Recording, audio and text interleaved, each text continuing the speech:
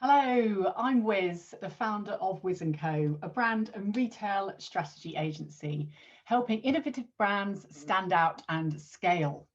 So a burning topic I get asked all of the time is, do I need investment? How do I get investment? And what are the steps to get there? It could be a challenge for all businesses with cash flow, funding, and I suppose how to get more traction and scale your business faster. So first of all, when is the right time to get funding for your business? I'm asked this over and over again. And brands either do it in two different ways. Sometimes pre-launch, so they've got a concept, they've got an idea, and they raise the investment before they launch.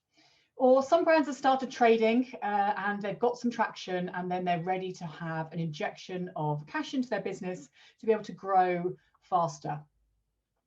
What I would say about either avenue is the biggest point to note is proving your concept to potential investors.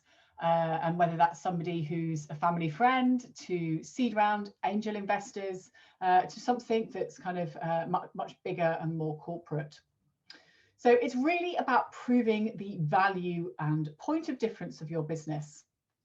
So I've got 6 key points for you to think about before you're raising investment in your business. So what is your point of difference to the market? What are you doing differently that nobody else is? Because ultimately, if you want your business to succeed, you're going to have to find a gap in the market. And potential investors, we're wanting to see this, to be able to see there's an opportunity for your brand to scale. Really think about how you're aligning to the industry that you're in and the market trends, and also customer behavior. This is absolutely crucial, and I talk about customer behavior all the time. I'm obsessed with customers, but really this is what drives kind of all market innovation, is what's happening with humans, with people, and how we're all behaving. And that's got everything to do what's happening in the world at the current time. So investors will want to be seeing that the market's changing, the market's evolving, the area that your business is in is evolving. So it's really important to be proving and showing to them that this is a massive growth opportunity or category that your business is in, to give them the, I suppose, the validation that your business is going to be a success. And ultimately, there's going to be somebody that wants to purchase what it is that you're selling. The other thing, if you're already trading, is to really be thinking about the growth that you're showing. So how are you growing month on month, week on week, year on year? So this is not only sales, this is also thinking about profit and also your customers as well. What traction are you getting? How are you forecasting out what your trajectory is as well? And how are you going to increase these sales, this customer engagement, and also this profit levels as well? If you're yet to launch, what is your business plan? What are these sales numbers? How are you forecasting them? What are you benchmarking them against as well? Because these numbers have really got to stack up, and the investors really need to be seeing that you've got some really strong growth planned, because they want to get behind something that they can see a future for. More and more investors are looking for customer and community. They really value customer engagement because they too understand the value of consumers. Because ultimately, if you don't have customers, you don't have sales. So some of the biggest brands out there have built huge growth, what's dubbed as these unicorn brands that kind of very quickly scale to over $1 million or pounds very quickly. And what have been dubbed these unicorn brands are really about huge customer engagement, where there's just brand ambassadors everywhere and everyone's raving about the brand. So demonstrating that you've got a really engaged customer is super important to investors. So the 5th point is really thinking about your business plan. So you've got to have a really robust business plan, not just of where you've got to date, but where you're going, your performance, your forecasts. And ultimately, when you get this money, what are you going to be spending on it? Spending your money, spending it, start that again. What will you be spending this money on? How will you be dividing that up? and how do you expect that investment to be able to give a high return rate? It's super important to really nail your business plan and be really, really hot on your numbers as well. The investors could certainly ask you any number of manner of questions around your business plan. So make sure you know it inside out, and also how you're going to utilise the valuable money that they may be investing in your business. And then finally, it's all about you. They need to believe in you. So you need to be really, really confident in what you're pitching, not only in your brand, your product, your business plan, but actually be able to stand up there and truly believe in what you're doing. And that's not just you either. There's also a massive opportunity as well to kind of build a team of maybe board advisors or experts as well that can really give the confidence to the investors that you know what you're doing. It's very hard for a founder to know about everything in a business.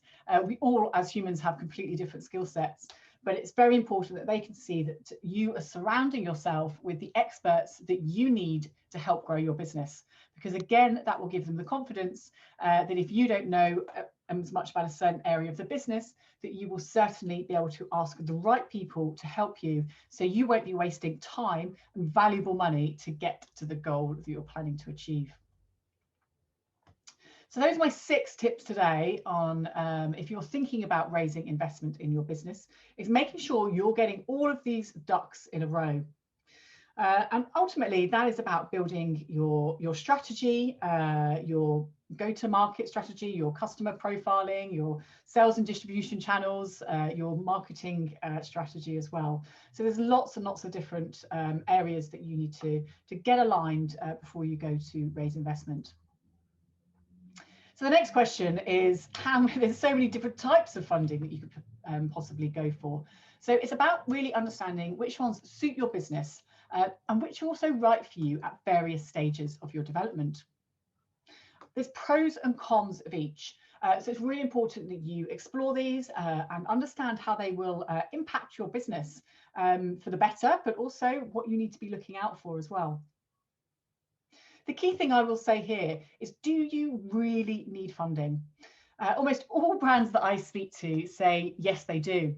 But a lot of them, once I start working with them, or kind of even just talking about what they need this for, a lot of people can't quite articulate exactly what it's for, or how they're going to kind of break down that spend, or what the impact of spending that amount of money will do.